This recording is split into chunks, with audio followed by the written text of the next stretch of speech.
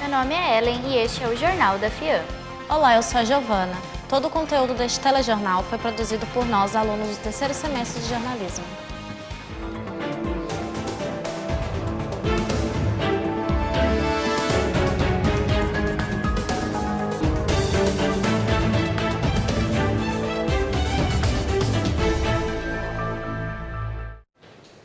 Mesmo com a redução no índice de acidentes no trânsito em São Paulo, muitos condutores cometem diversas infrações e imprudências. Confira na reportagem. A cidade de São Paulo tem a maior frota de veículos no país, com mais de 8 milhões. Com isso, a procura de espaço nas vias públicas fica ainda maior. Acidentes com motoristas no trânsito aqui em São Paulo têm uma queda de 7,5%. Mesmo assim, temos muitas infrações. Em outras regiões, também diminuíram os índices de acidentes. Em Bauru, queda de 38%. Campinas, queda de 15%. Presidente Prudente, queda de 22%. Ribeirão Preto, queda de 56%. São José do Rio Preto, queda de 56%. Para mim continua a mesma coisa no ponto de vista. Esses números aí eles manipulam do jeito que eles querem, né? Porque a matemática não mente, mas a manipulação através deles vai saber qual o critério que eles estão usando para chegar nisso aí. O poder público só judia da gente aqui, não faz nada para ajudar, só faz para arrecadar. É só para multar e pronto. Você não tem lugar para parar. Os caras querem que você sobe lá no último andar do prédio, acha que a moto é igual a carteira, você desce, dobra, põe no bolso e vai lá em cima. Qualquer lugar que você para é multa, você não pode parar em lugar nenhum e ele só faz tudo para multar. O dia a dia aqui é muita imprudência de veículos e tal, principalmente carros de passeio, né? Eles entram aqui pro lado esquerdo aqui da Rua Fagundes, sem dar seta, quase atropelando os pedestres. Acidentes de motos também do outro lado da via também sempre acontece. Tem várias pessoas que não obedecem a sinalização aqui. Passam com sinal vermelho, principalmente viaturas, né? Que também não respeitam também, né? O pessoal é meio imprudente também nessa parte aí. No verão de 2019, o alto número de alagamentos resultou em mortes e muitos deslizamentos de terra. O que explica o fenômeno e o aumento das médias de temperatura e também a falta de obras públicas de proteção e prevenção a enchentes. Segundo dados da Secretaria Estadual da Fazenda, os gastos com prevenção à enchente e com obras de drenagem no estado de São Paulo não chegaram à metade do previsto nos últimos anos. Investir em sistemas de alertas e tratamento dos resíduos sólidos da cidade, subsidiar habitações populares, são saídas já debatidas para sanar os alagamentos e desmoronamentos causados pela chuva. O aumento de chuva de março do ano passado para esse ano trouxe alguns prejuízos para as pessoas. Com o fato do acúmulo de lixos e a falta de manutenção no sistema hidroviário e de piscinões, houve muitas enchentes. Quando o carro for atingido pela enchente, a primeira coisa que você deve fazer é parar o carro. Não dar partida no carro, porque o carro pode entrar em curto e aí você procura empurrar o carro ou abandonar o carro onde estiver. Injeção. Tem carro com módulo de injeção perto do motor, tem outros que é dentro do veículo. Se molhou o módulo e ele entrou em curto, é bem provável que você vai ter que fazer a manutenção, a troca desse módulo de injeção. Além de vidas perdidas com desmoronamentos e inundações, muitos cidadãos tiveram a perda de seus veículos parcial ou totalmente. Estava na região do Sítio Buçocaba, aqui em Osasco, no bairro Jardim de Abril, numa avenida principal ali do bairro, próximo ao Parque Chico Mendes, estacionado. Eu percebi que o carro ia sofrer algum dano quando eu olhei o carro que estava em frente ao portão dele, pelo lado de dentro da casa, e vi que a água estava chegando no capô. A primeira coisa foi não ligar o carro na hora. Eu deixei o carro por mais ou menos umas 5, 6 horas parado depois que a água baixou. E em seguida eu reboquei o carro para dentro da residência do meu tio, sem ligar, e deixei o carro por alguns dias totalmente aberto. Você já se perguntou por que aprendeu aquela matéria no ensino médio que parece que nunca usou na vida? Ou por que não aprendeu na escola sobre educação financeira e política? Os jovens brasileiros encontram muitas dificuldades após o término do ensino médio. Eles são submetidos a uma pressão natural da vida para lidar com questões importantes como política e economia. O publicitário Ítalo, de 21 anos, sentiu falta de uma disciplina voltada ao setor financeiro e se endividou pouco tempo depois de concluir o período escolar. Estava para ir para a praia, não tinha dinheiro para ficar lá à vontade, e eu estava perto da minha rescisão do contrato. Então eu achava que eu conseguiria suprir um valor com o outro, fiz empréstimo, e aí é isso. Tipo, deu todo um rolo. Eu acho que, já que esse governo quer propor essas reformas e todas as reformas, começar pela educação é uma boa saída. Só que assim, reformar a educação de uma forma consistente, onde você possa trazer para o aluno uma vivência literalmente prática daquilo que ele vai enfrentar quando sair, quando começar a trabalhar. O professor Vitor, do Colégio Aliado, nos ajuda a compreender os principais fatores que impossibilitam a inclusão de matérias fundamentais para o desenvolvimento do aluno. A dificuldade seria a grade curricular, que ela é enxuta, vamos dizer assim, dependendo também da escola, vai seguir um sistema apostilado ou não, e tem que seguir o que foi determinado pelo MEC. Então, o padrão de tantas aulas de humanas, tantas aulas de exatas e biológicas. Na grade não cabe isso, então teria que ser reformulado novamente a grade curricular para conseguir inserir essas disciplinas no ensino médio. Vitor ainda comenta sobre a participação dos alunos nesse processo. Ao discorrer sobre o assunto, o professor destaca a importância do esforço dos alunos em aprender. Muitas disciplinas não se tornam interessantes. As disciplinas elas têm que se conversar entre si, né, e fazer sentido para o aluno. A partir do momento que não faz sentido, isso desestimula ele. Além dos problemas que acabamos de ver na reportagem, muitos jovens recorrem ao uso da internet para estudar coisas que não são apresentadas na escola. O repórter João Pedro Barbosa está ao vivo e vai falar sobre quais são os riscos de estudar sem um profissional do lado. Olá, estamos aqui com a professora de jornalismo digital, Alciane Batim, para falar um pouco sobre a internet e como fonte de informações utilizada para complementar o conteúdo passado em sala. Primeiramente, professora, eu gostaria de perguntar para você sobre como é possível estabelecer um diálogo entre o conteúdo passado em aula e o conteúdo que fica disponível online. Hoje em dia não tem mais como o professor não trazer para dentro da sala de aula todo o conteúdo através de dispositivos móveis, através da internet, né? Porque a internet hoje ela faz parte da nossa vida, não tem como a gente abrir mão disso, né? Ainda mais nos jovens, que segundo pesquisa, os brasileiros, eles ficam cerca de 3 horas e 40 minutos por dia, né, conectados à internet e consumindo informação através da internet. Então não tem como a gente abdicar de trazer isso para dentro da sala de aula e dividir com os alunos todas as experiências que eles têm, né, fazer com que eles tragam para dentro da sala de aula os conteúdos também para que sejam discutidos e partilhados e quem sabe através disso propor até alternativas, né, como nós professores de jornalismo, propor alternativa para essa enxurrada de desinformação que estamos vivendo hoje no nosso dia, por conta principalmente do consumo de conteúdo via redes sociais, né? Bom, além disso, quais são os conselhos que podem ser passados para os jovens agirem com mais cuidado, justamente na hora de escolher as fontes dos trabalhos ou estudos na internet, para evitar a desinformação? Bom, a desinformação é um problema mundial, né, por conta principalmente do consumo de informação via redes sociais, né, e o Brasil, o WhatsApp é uma das principais ferramentas que a gente acaba desenvolvendo uma bolha particular, né, e a gente só tem acesso às informações que o nosso grupo de amigos, de familiares acaba compartilhando, né, e nessa bolha os veículos de informação, né, que têm a informação mais credível acabam não entrando nessa bolha porque não fazem parte da nossa rede de WhatsApp. Então, por conta disso, a desinformação é cada vez mais disseminada pelo WhatsApp e por conta também de que as empresas de telecomunicação acabam dando para o grande público o acesso ilimitado ao WhatsApp, né? Quando você compra um plano de internet, você ganha acesso ilimitado no WhatsApp.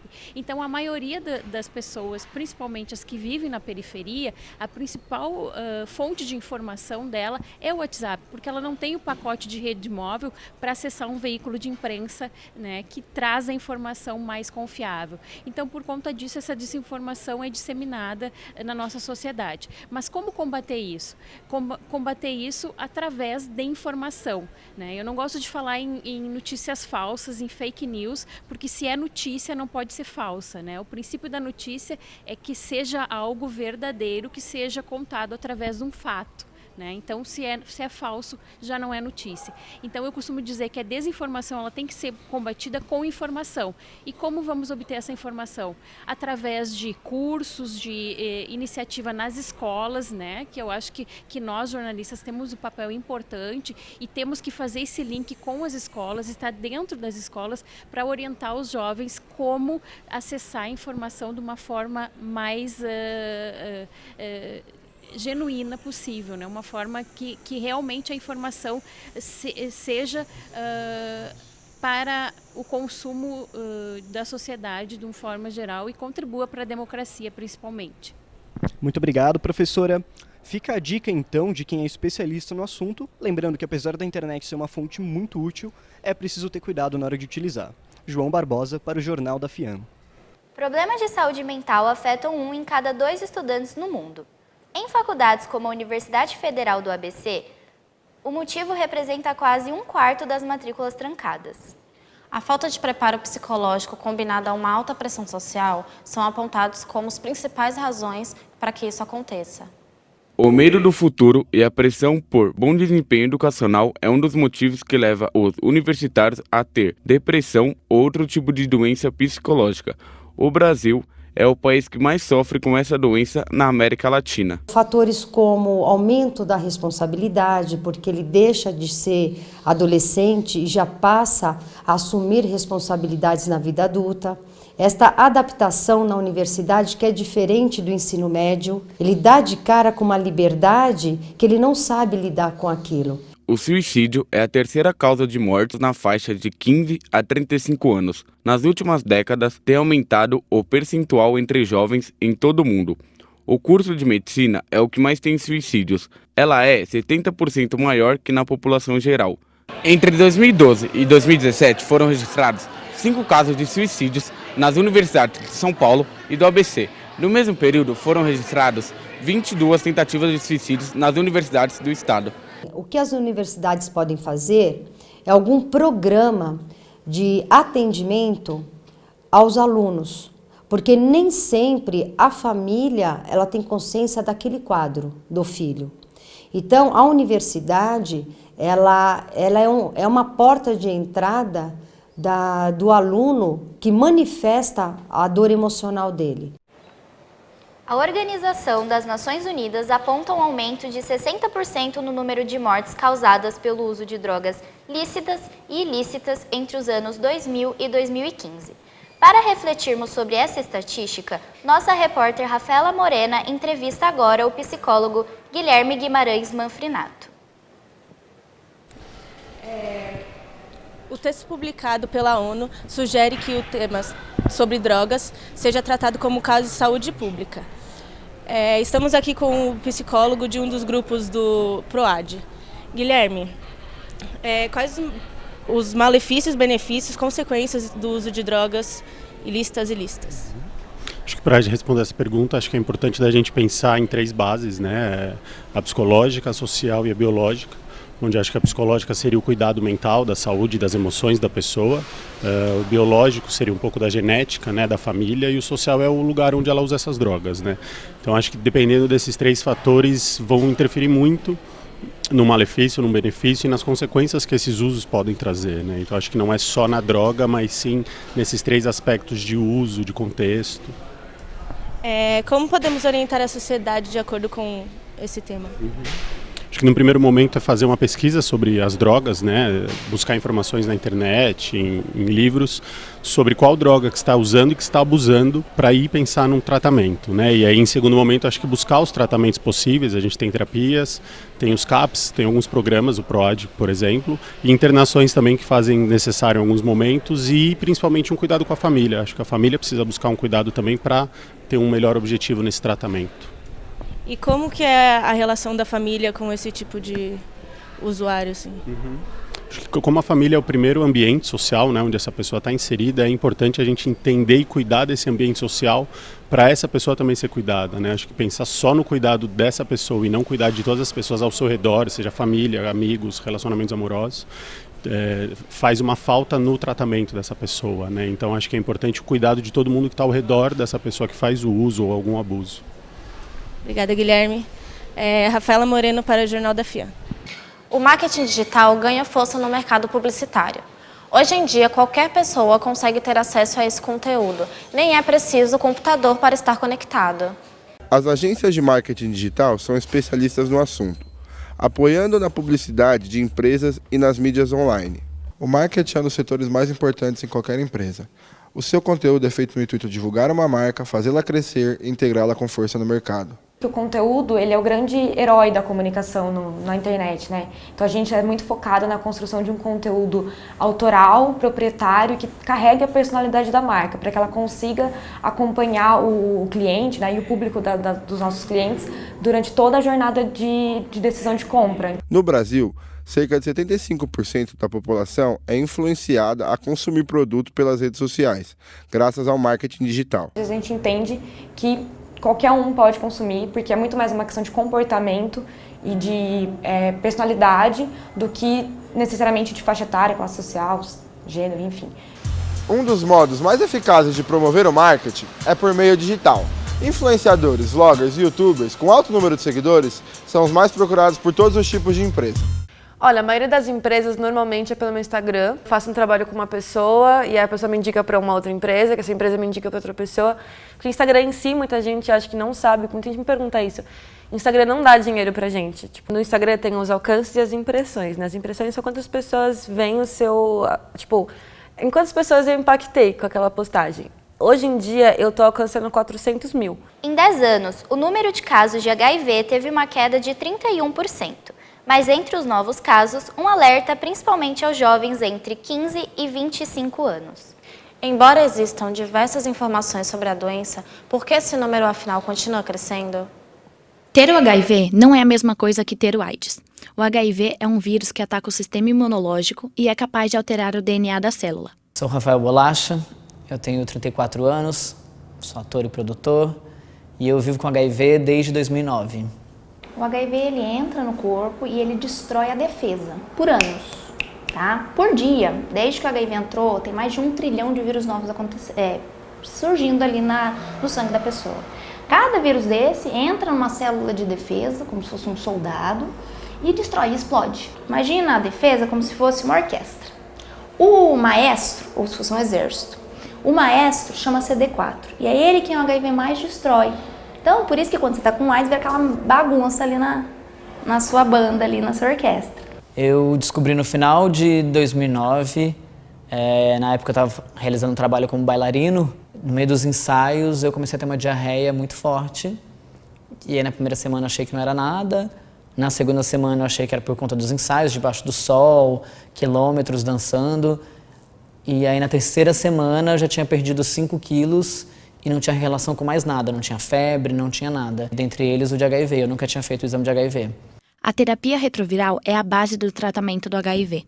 E eu fiquei meu primeiro ano sem tomar remédio, que era o protocolo. Que a questão era, quando o seu CD4, que resumindo é a sua imunidade do organismo, caía muito para alguns números que deram uma alteração, às vezes era 300, 400, 500, quando eles caíam, você iniciava a medicação. O Centro de Tratamento Renfrew é uma das muitas unidades de testagem do HIV, além de fornecer todo o apoio médico ao paciente. Pode ser nas UBSs e pode ser em qualquer unidade, um centro de testagem e aconselhamento da prefeitura. Para a redução do número de infectados, é necessária a conscientização da prevenção. Além da camisinha, existe um remédio que pode ser uma poderosa ferramenta de prevenção do HIV. Mas qual será a eficácia desse medicamento? A repórter Gabriela Boni está ao vivo e vai nos dizer se as pessoas podem confiar no chamado PrEP. Hoje eu estou com Silvio Rodrigues, estudante de enfermagem e presidente da CEDENF-FMU, para explicar um pouco sobre o tratamento do HIV. Olá, Silvio. Explica pra gente o que é o PrEP e como que funciona o tratamento. A PrEP é uma medida profilática, ou seja, é uma medida para prevenir a infecção do vírus HIV. ela deve ser associada ao uso da camisinha normalmente e é indicada principalmente a um grupo que nós dizemos que é de classificação de risco, que são as pessoas que têm diversos parceiros sexuais e por diversas vezes relações sexuais, e pessoas que são parceiros e parceiras de portadores do vírus HIV.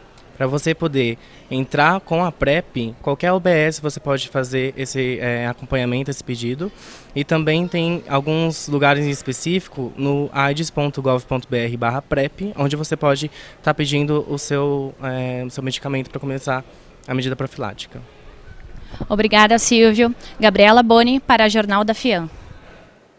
Obrigada, Gabriela. Foi-se o tempo em que o jiu-jitsu era um esporte dominado apenas pelos homens. A mulherada já dominou a arte marcial mais praticada no Brasil. Estamos na Academia Cícero Costa, em São Paulo, e hoje vamos falar com a atleta Gleice da Silva. E vamos falar sobre essa parte do sexo frágil e a discriminação que tem dentro dos tatames e em campeonatos. A lutadora Gleice é a grande esperança no jiu-jitsu. Conquistando medalhas e colecionando sonhos, a atleta profissional vai provar que o esporte também foi feito para mulheres. A premiação para os meninos é um valor e para as meninas é bem abaixo. E tem que ter um número certo de meninas. Por exemplo, dos meninos, um tanto X de meninos já ganha a premiação e para as meninas não. Por exemplo, tem que ter 12 meninas para poder pagar a premiação. Se não tiver, não pagam. Então acaba que isso desmotivando as meninas a ir competir, né? Bem, quando eu iniciei, eu era uma das poucas meninas.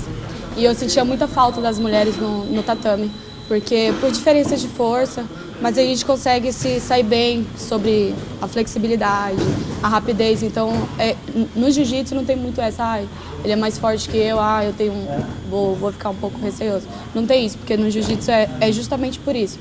O mais fraco ter chance de lutar com o mais forte. A força de vontade da atleta e do seu mestre é muito além do esporte. O homem hoje em dia não respeita muito as mulheres assim nas ruas. Eu já vi vários casos do cara querer tocar nela assim, e quando a mulher treina jiu-jitsu, ela sabe se defender, entendeu? Além de mandarem muito bem nos tatames, as mulheres também escalam muros, enfrentam o assédio e a polícia para fazer arte de rua. Quem anda pelas ruas de São Paulo já se acostumou com o colorido que enfeita e alegra as ruas da cidade. A arte de rua está cada vez mais presente no cotidiano dos paulistas.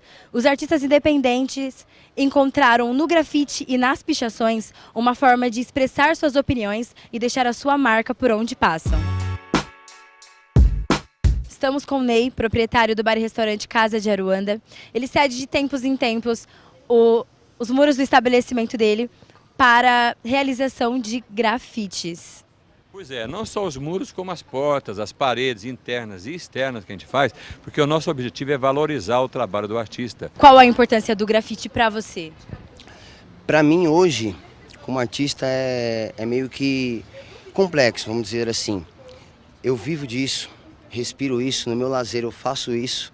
Então, para mim, é meio que vital, né? Se eu não fizer grafite, eu sou um cara triste. Qual é a importância de manter o grafite presente nas ruas? Olha, eu acho que assim, é de suma importância o papel do grafite, porque eu encaro ele como uma linguagem visual, sabe? Tendo a ideia que tipo, uma imagem vale mais do que 1000 palavras. Assim. A arte de rua, ela está cada vez mais presente nas ruas de São Paulo, dando força e voz para esses artistas. E você, gostou? Que tal sair de casa e dar uma olhadinha no que tem pelos muros da sua cidade? Passando o carnaval, o foco das escolas de samba muda. O principal objetivo é se desfazer das fantasias e alegorias. Por motivos econômicos e ecológicos, o material não é mais descartado. Quase tudo é reaproveitado para o próximo ano. Acompanhe a reportagem de Carolina Sá.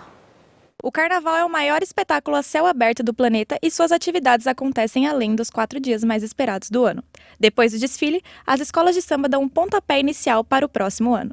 Aqui é o barracão do Grêmio Recreativo Cultural Escola de Samba Dragões da Real, localizado na Fábrica do Samba.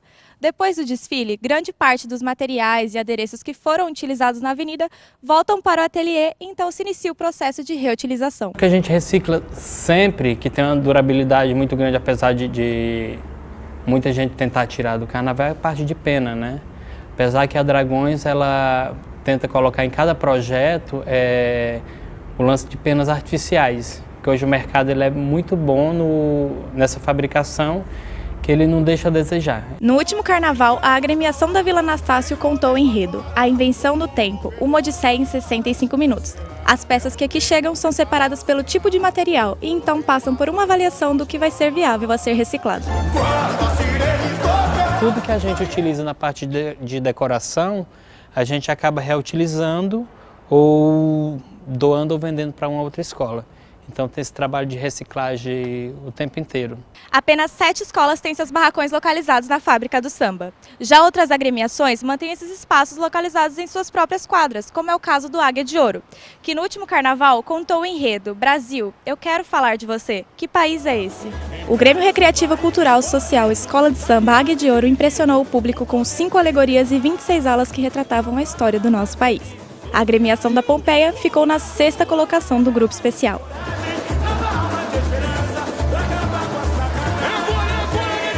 Como a gente utiliza muito material que não é tão reciclado, porque ele demora muito tempo para sair da natureza, a gente se preocupa em limpar todo o espaço. Então traz para casa, às vezes mesmo quebradinho ou não, para o isopor, ele não vai embora tão rápido, demora quase 9 anos. Então tem material que demora muito. Então a gente acaba reciclando nesse sentido. As alegorias e fantasias também são destinadas para outros carnavais ao redor do Brasil, como por exemplo o tradicional desfile de Uruguaiana no Rio Grande do Sul, e também para grupos de acesso em outros estados. Já tem escola que já fica namorando as suas alegorias, escolas mais baixas, de interiores, que estão ainda no acesso. Porque para eles é uma forma que eles têm uma verba pequena e a gente às vezes ou doa, ou empresta, entendeu? Então tem essa coisa bacana. Ou até vende, para que não fique isso jogado ao léu.